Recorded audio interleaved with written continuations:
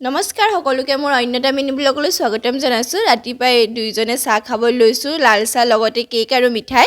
12:30মান বজাত ভাত খাব লৈছোঁ। এফালে টিহু কেইপিচমান ধুনীয়াকৈ সজাই ল'লোঁ। লগতে আছে পকা জলফাই পিটিকা, টিহুৰ চালাড অকণমান, বুট ভাজি, আচাৰ, বন্ধাকবি ভাজি আৰু দালি। আমি এক টাইমেই ভাত খাওঁ, ৰ'দতে বহি লৈ ধুনীয়াকৈ খাই ল'লোঁ।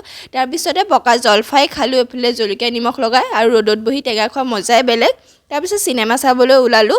কোনখন চিনেমা চাবলৈ আহিছোঁ আপোনালোকে ধৰিব পাৰিছেই নিশ্চয়। নতুনকৈ যে ৰিলিজ হৈছে ডংকি, আপোনালোকে চালেনে বাৰু? যিসকলে চোৱা নাই চাব দেই, বৰ ধুনীয়া হৈছে।